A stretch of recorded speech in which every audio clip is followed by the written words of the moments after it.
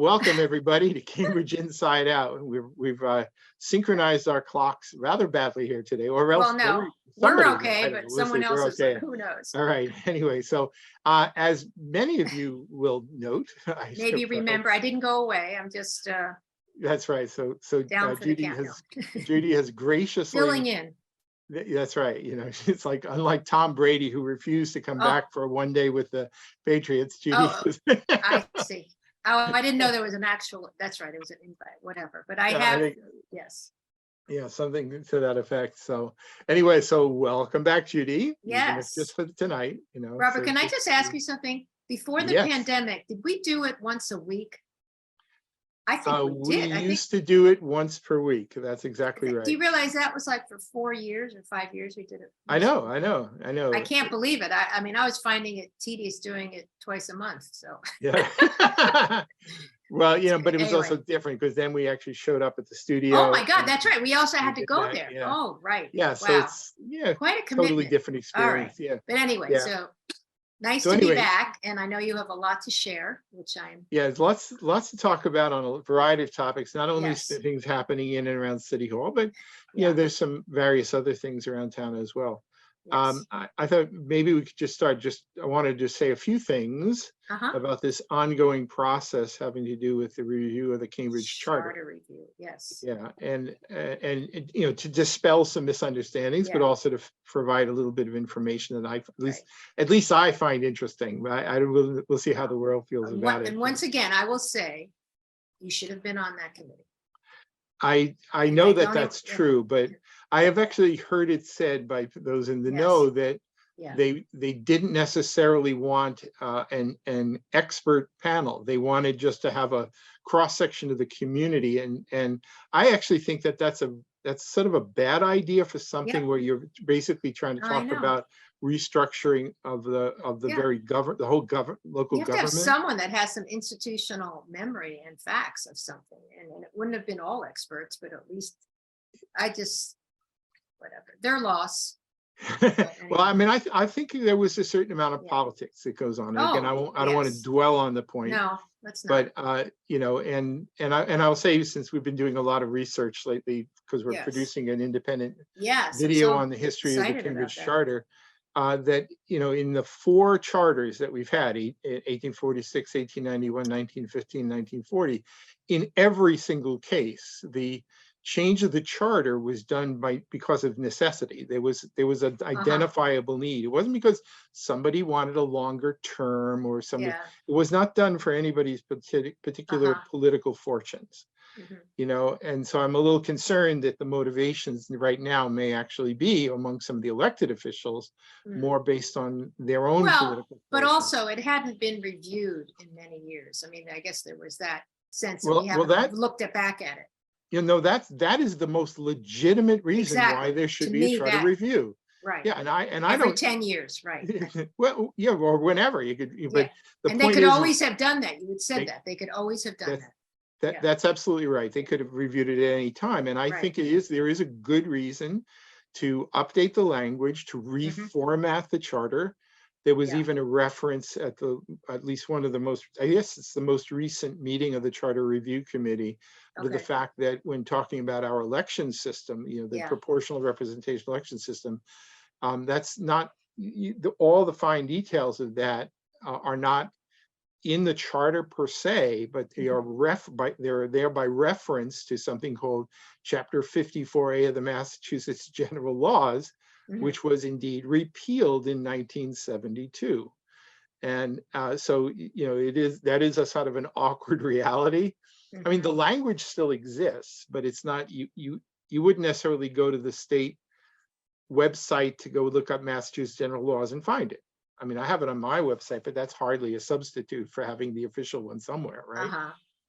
So doing some updates as to where the references to how we conduct our elections, that's absolutely called for, you know. So, but anyway, at this meeting, most recent meeting, they had actually at the previous meeting, I think end of January, they had people from the election commission were there discussing some of the pros and cons and the logistical difficulties of doing some of the ideas that have been floated.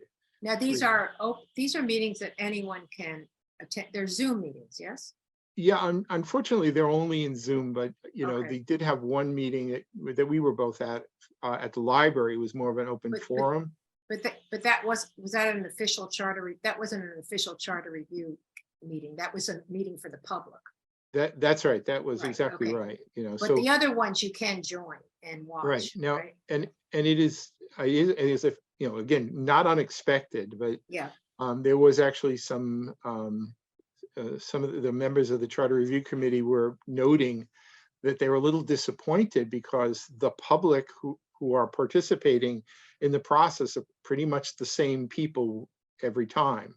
So Uh-huh. it's not really, if there's any sort of notion that somehow this was a full-blown public process with a lot of people involved, I think that's largely has not panned out. And that's a problem. And I think they're going to try and take some steps to open it up a little bit. But so far, no success in that regard. So anyway, so I sometimes I did speak at one of the meetings. I think it was the one at the end of January. Yes, Sometimes I have a conflict because of this TV show, actually. right. But I do review the recordings afterwards and touch on that. In fact, actually, just speaking of reviewing the recordings, there were a few particular things I wanted to mention. So at the February 7th meeting of the Charter Review Committee, I was writing a list that kept getting bigger and bigger of misstatements of fact at the meeting, and including from some people who were the supposed experts were getting things wrong, and I thought it was important. And I've sort of addressed it. I actually wrote a message to the Charter Review Committee officially today, giving some background on proportional representation, not the details of how it works exactly, but some of the history of how it came to be the case in 1972 that in fact the state legislature repealed Chapter 54A, the part of the Massachusetts general laws that have to do with how we conduct proportional representation elections. And at that time, that would have forced Cambridge to to give up our election system without our approval, right? Initially, and I always knew it was in 1972 was the repeal, and I knew that ultimately it was overturned by something called the Belin decision of the Supreme Judicial Court. But I never actually looked up the background until yesterday, a few days ago. And who's Belin? Found out it's a person. Yeah. So again, I'm not going to. I'll speak it here, but I will flash to an image in a second here. But okay. So Guy Dandolo Belin, also generally just by friends called Don Belin. Certainly in the newspaper accounts, he was just called Don Belin. He was a city councilor back in 1961, who left after a year to become general counsel to the U.S. Department of Treasury during the Kennedy administration. But he was, afterwards he was back here, and he was a good practicing lawyer of some high repute, and he was the lead name on the challenge to the legislature overturning proportional representation. It's kind of an interesting story, and it goes beyond just proportional representation elections. In that, what actually happened. I mean, I was actually quite shocked to actually learn about this. So what happened was there was an election the prior year, 1971. The Cambridge Civic Association took a majority, 5-4. Some of the independents were not happy, and they basically pulled strings, called up some of their friends in the Massachusetts legislature, and said, "We would like you to, we lost under a PR election system. So could you please get rid of proportional representation?" Interesting. And there was also perceptions at the time. Remember, this is right around the time rent control was coming in, that there was some perception that there was some radical fringe or trying to take over the government, whatever. Yeah. So, in late February of 1972, the the House, up at the State House, they actually voted, to approve, to repeal proportional representation across the board. A week later, the Senate voted as well. And that triggered like letter writing campaigns from the Cambridge Civic Association, the League of Women Voters, saying, what the hell is going on? But we had a former city councilor, Thomas H.D. Mahoney, was a state rep. And he basically carried the torch to basically say, hold on, you can't just do that. So even after the vote, he moved for reconsideration of the vote, and then managed to get the okay to have it amended that would have forced it to be not just gotten rid of, but put on the ballot, the Cambridge ballot that fall. So that at least, and the argument had everything to do with the home rule provision under the Massachusetts Constitution, right? I mean, the problem was Cambridge was the only city that had proportional representation. And now you have the legislature saying, we're going to take away PR. And it only affected one city. So they said, well, there's not a violation of the Home Rule Amendment to the Massachusetts Constitution. And that was kind of the big issue, right? Anyway, but it had passed. And then with the Mahoney Amendment, which basically would have put it on the ballot, which is not what he wanted, because he just didn't want this to go forward at all, but he had no choice. It was a compromise. And then it had to go to the governor, Frank Sargent, who then, who got a lot of letters from a lot of people, who then vetoed the legislation. And I thought, well, that was that. And there's a Cambridge Chronicle, I actually have it up on a website now, that basically says, well, that's it, it's over. And then in the dead of night, in the summertime, the sort of the dull period of the state legislature, they brought it back to life and passed an override in both the House and the Senate, which basically made it law. How could they do that? They could override the governor's. Well, they could do it. Yeah, 2/3 majority. Oh, right. Okay. Yeah, and they actually, the state Senate, it passed on the narrowest of 2/3 majorities. It was 24-12, exactly 2-1, right? So and that that was the least possible. So I said, and then what happens next? So then some local people, including Mr. Beelan and others, they actually then challenged it with a lawsuit. They went in front of the Supreme Judicial Court for summary judgment on this, and then on October 4th, remember the election's coming up in November. Right. There's a hearing of the Supreme Judicial Court, and on October 19th, then the Beelan decision came down. It said, nope, Mr. Secretary of State, do not allow those ballots to be printed. This is not going on the ballot. Interesting. And now, so in other words, PR was repealed as a matter of law in the Massachusetts general laws, but because of the Beelan decision, Cambridge could continue to use it as long as it cared to use it. So they didn't have to, it did not warrant going to a ballot. They said you can't, that this belongs, you can't go against home rule or whatever. You can't home rule. Now, if the voters of Cambridge or the City Council of Cambridge chose to put it on the ballot, then it has to be. Well, then it's their call. It's not like the legislature is forcing their hand, right? That's so now, what I find particularly interesting about the Beelan decision, and one of the reasons why it's actually been up on my website for a very long time, turns out it's been up there over 20 years, is that because it actually had some repercussions a bunch of years later in 1994. Oh, the rent control. Right. And so that's when question 9 went on there. And one of the members of the Charter Review Committee misstated what was called the Ash decision, then named for Charles Ash, who lived around the corner from me here, where people question, well, how can you put the abolition of rent control on the statewide ballot, right? When it in fact only affects three cities in Massachusetts. Like, why is that now somehow a statewide issue? And that was the whole argument, right? Yeah. But the Supreme Judicial Court came back and said, well, actually, if it only was one town, right, then it would not be a legitimate statewide issue.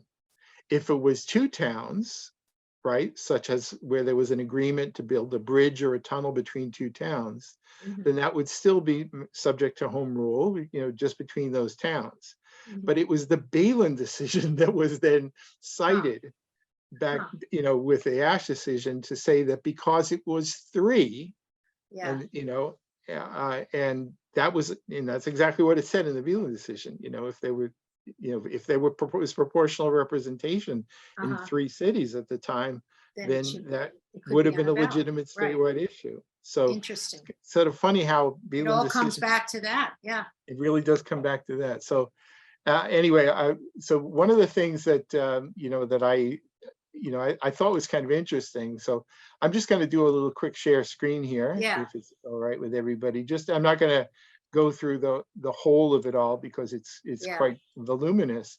But what I did was, just because I was interested, I went and pulled out of the Cambridge Chronicle archives, which I have access to, all of the articles having to do with this from 1972, from beginning to end. Right, all the way through, the repeal, all the way through the Balin decision, and it's very interesting to read. You can actually read some of the particular statements from various people, including some of the activist community. One of my favorite actually lines, I will read this. It was the Cambridge Civic Association was very opposed to the abolition of PR. So they sent a letter to their members urging everybody to write to Governor Sargent, urging him to veto the bill. And I love this quote in the Chronicle. The letter said, in part, in a sudden display of machine politics, Senators McCann, McKenna, Councilman Clinton, and Sullivan, and a few cronies have quietly rushed through the legislature a bill abolishing PR voting in Cambridge. This self-serving band of old-line Cambridge politicians and courthouse hangers-on, having lost control of city government in last November's election, are trying to rewrite the election laws to recoup their losses. Wow, wait, are we looking at the Sullivan family history here? Is that Edward Sullivan was very much, and I'm sure Walter and Michael, Councilman Walter Sullivan, right? This would have been and Walter Clinton Sullivan too. at the Isn't time. Clinton?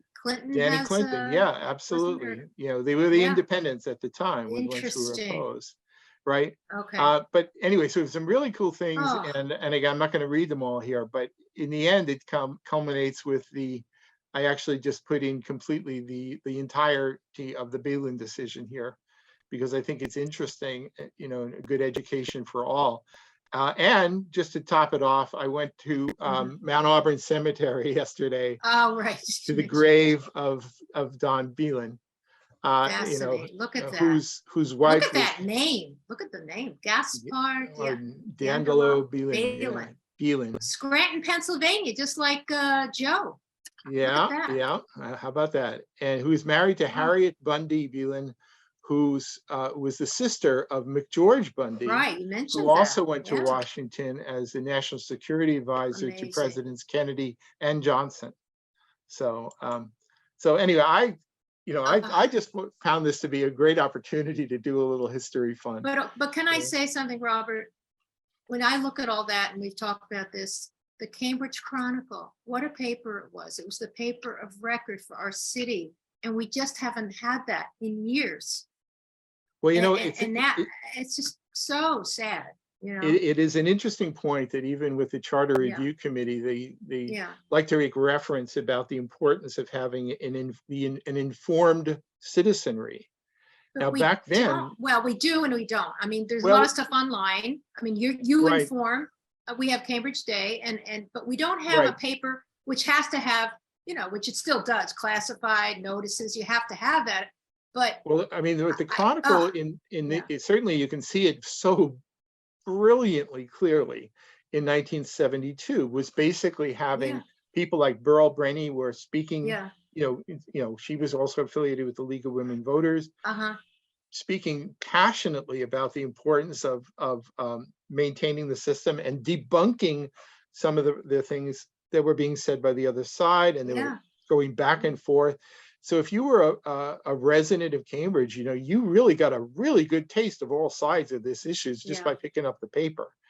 Now, there are people, myself included, who sort of try and put some interest, little interesting things up here and there, but there's just no replacement of a real serious piece of But also, record. I think I personally like to read a real paper, but that is not the way it's going. And even if you could create, I mean, I know the Cambridge Chronicle at some point was online, but you still, and I know they publish it, but what a rag. I mean, I actually sent a really angry thing to somebody because they had some article about $1 million condos in some place not in Cambridge, and on the front page or something, some article. And I was so outraged that you dare call this the Cambridge Chronicle. No, it's real true. And I've actually tried It's on really bad. numerous routes to try and Yeah. contact people with the Cambridge Chronicle. No, it's done. It's done. and It's bad. Well, I mean, it's sort of like rent control, not rent control, when proportional Yeah. representation was outlawed, but Under then it fire. came back. Right. So, so I'm not completely out of all hope that one day there will be changes in ownership and changes in policy. I and think it has to come back. from the grassroots, though. I think there has to be a swelling, a groundswell of people here. And I would actually contribute to something if we could create a real hometown newspaper. But I don't know. I agree. And a real one, not just people Right. sort of like picking and choosing their hot topics. No, it has to be something that's balanced, that you report on, like you said, like kids sports. I mean, it has to be. Yeah. It's in addition to sort of the controversial stuff is also some of the you might call boring stuff, but the stuff which would not be boring to everybody, but might be very interesting to some people. But just maybe not as controversial, but the other role here of a paper record is, as evidenced by my pulling this stuff out of the archives from 1972. It's history. No matter, we can all put some effort into, writing things and putting it on social media and keeping websites and whatever. But there's just no match in terms of those of us who are actually looking for historical record to be able to look back 50 years ago and pull stuff out, and that's a function that's important, otherwise everything is just like ice sculpture and it's all going to melt away, so it's important. By the way, there's another role too. I mean, I have in my own way tried by putting Cambridge candidate pages together for the last whatever number of years, sort of try and do the function that the League of Women Voters might have done once upon a time. You don't editorialize, you just present what they do, unless it's some foul language, right? You just put out what they submit to you. Right. What I basically, I make a distinction on vote.cambridgecivic.com, which is that's the URL for the Cambridge candidate pages. That's just what the candidates say. Exactly. And I might suggest topics, but I don't force their hand because it's not for me to make those decisions. I can guide, but I don't want to make all those decisions. Right. Now, that said, I've always reserved the right on rwinters.com, which is the URL of the Cambridge Civic Journal. If I want to speak my mind, I'm going to speak my mind. But I've always very carefully kept a separation between that and the candidate pages. If we had an active League of Women Voters, I would love to work with an entity like that to do this in a way that people could, sort of decouple it from me. Is the League of Women Voters still active other places? There is a League of Women Voters, I think, active in Newton. There was at least one person here in Cambridge was inquiring if I knew anything about a League of Women Voters here. It definitely is a different generation of people that created that, right? But you kind of need something like that. And each time I've seen someone try and sort of put something up there that was supposedly giving information about candidates, it would take all of about 2 minutes to do a little digging and find out that the people who were putting it together were in fact affiliated with one of the candidates. It's lobbying. It's a lobbying effort rather than true just information. So if you want to really do it objectively, you really got to work at it, and you can't just lazily basically just pretend you're putting something together that's neutral when in fact what you're really doing is just trying to assert your authority. That's just not what it should be about. Now, in years past, Cambridge Chronicle would actually do candidate profiles of some substance. even the Boston Globe actually provided some opportunity to do that once upon a time. And it just seems like that tradition has just been jettisoned, which I think is a tremendous tragedy.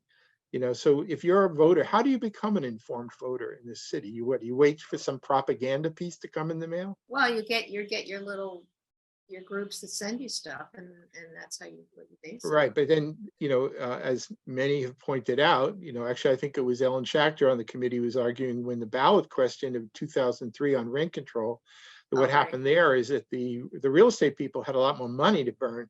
And then they did gigantic campaigns, and then they increased voter turnout dramatically. And it ended up with 40% of Cambridge voting in favor of rent control and 60% voting against.